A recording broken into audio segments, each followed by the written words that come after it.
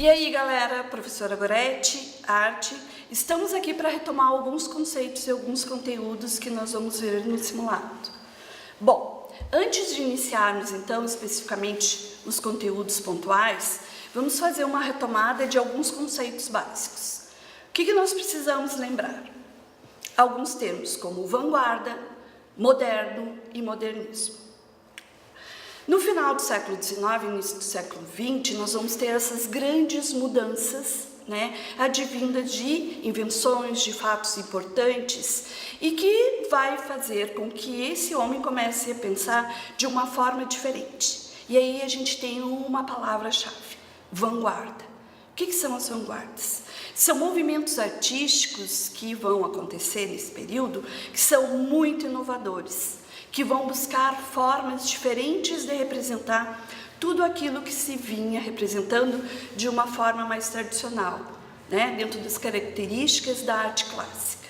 Então, vanguarda é aquilo que está à frente, que é inovador. O moderno é tudo aquilo que vai ser contrário, então, a essa arte clássica, ao tradicional, que vai buscar no pensamento a subjetividade. Esse homem, que vai repensar algumas coisas que não sejam só de forma objetiva. E o modernismo é todo esse movimento, que busca essa nova forma, essa renovação dos movimentos que vem a partir desse contexto. Muito bem. Dentro dessas vanguardas, nós vamos ter, dois momentos. A primeira fase e a segunda fase. Entre a primeira fase, nós temos o expressionismo. É um momento bastante conturbado, porque é um movimento de contexto político histórico de Primeira e Segunda Guerras Mundiais. O que o expressionismo vai nos trazer? Essa introspecção, a questão da subjetividade. Como que esse homem, atormentado por esse momento, de devastação, de uso de uma tecnologia que vem em sua própria destruição. Então é um momento que relata e que retrata muito a destruição, a angústia, o medo, a fome, o desemprego. Então ele vai trazer algumas questões sociais como temática. Como é esse momento, de grande preocupação e de pensar, de introspecção, de subjetividade, a representação dessa imagem, ela vai ser descaracterizada por essa angústia interna. Então, o que nós vamos ter aqui?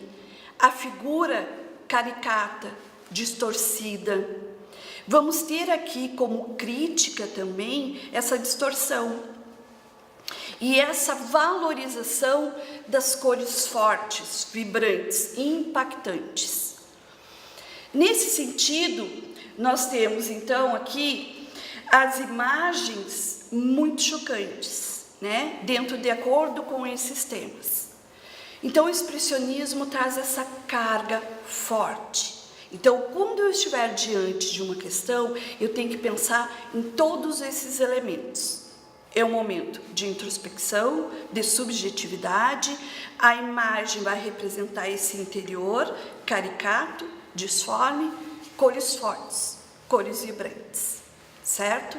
Então, entre essa primeira fase das vanguardas, nós temos expressionismo, ok?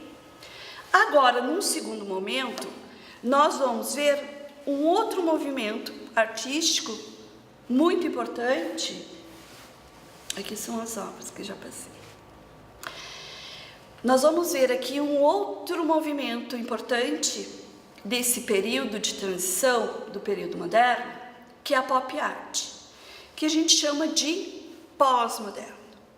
É um movimento artístico de transição entre o período moderno e o período contemporâneo. O que nós temos aqui?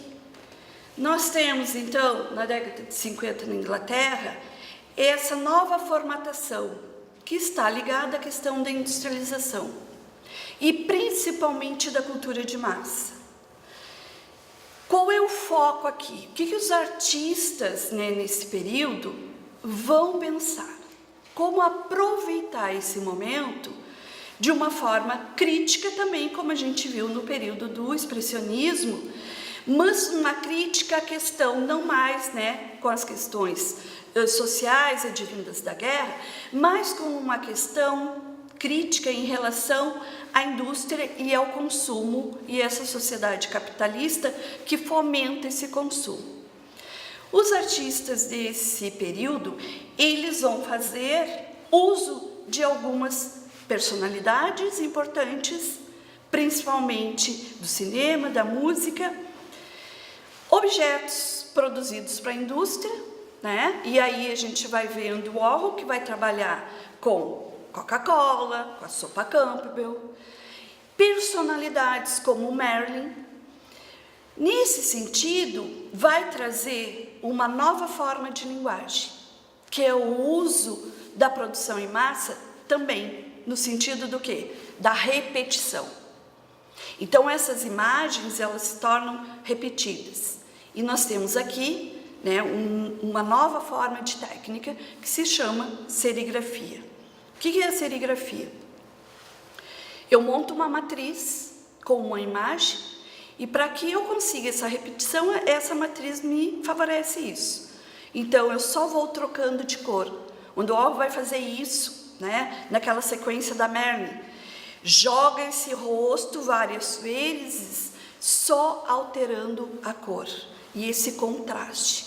Assim como nós vimos no expressionismo, a pop art também vai se utilizar dessas cores chamativas, cores saturadas, cores vibrantes, impactantes, para fomentar a ideia que é o consumo, chamar atenção para isso. O que nós vamos ter aqui também? Uma nova técnica que é a serigrafia. O jogo da imagem, que é a repetição. E para que a gente visualize isso, nós temos aqui dois grandes representantes, né? Primeiro, Warhol. Então, a imagem que eu falei para vocês, Marilyn. Objetos da indústria que estão nesse período, né? Principalmente nos Estados Unidos, na década de 60, Coca-Cola e sopa Campbell. Lichtenstein vai trabalhar com a imagem das histórias em quadrinhos. E aí ele vai fazer o recorte de alguns desses elementos da história em quadrinhos. Principalmente o uso do personagem. E alguns balões de fala. Traz novamente para a arte uma nova abordagem de uma linguagem. Transformando a pintura, né, numa nova versão através da serigrafia. O que é a serigrafia? A repetição. Enquanto que na pintura eu tenho uma obra única. Aqui eu tenho essa imagem repetida quantas vezes fosse necessário. Um outro artista que nós temos aqui, e que traz, né, como eu disse antes, que é o Lichtenstein, essa imagem. E pensem assim, ó, essas imagens, elas são gigantescas. Claro que nós já tivemos essas dimensões grandiosas em grandes pinturas, né, nos momentos mais do clássico, né, do modernismo, mas principalmente nesse período, né, o uso dessa dimensão, ela tem uma outra visão. Ela tem essa visão de chamar atenção para esse foco que é a comercialização, que é a obra colocada também como produto, mas também com uma crítica muito forte. Então, o que a gente vislumbra aqui? Temáticas que até então não eram vistas, não eram abordadas, diante de um contexto de uma sociedade capitalista. Ok? Então, assim, ó, galera, não esqueçam, são pontuais movimentos, primeiro, das vanguardas, expressionismo, do momento de transição entre essas vanguardas, né, e arte contemporânea, pop art. Ambas trabalhando com questões muito pontuais e com críticas, principalmente para esse contexto político e histórico que cada uma aborda. Desejo a todos uma ótima prova e até a próxima.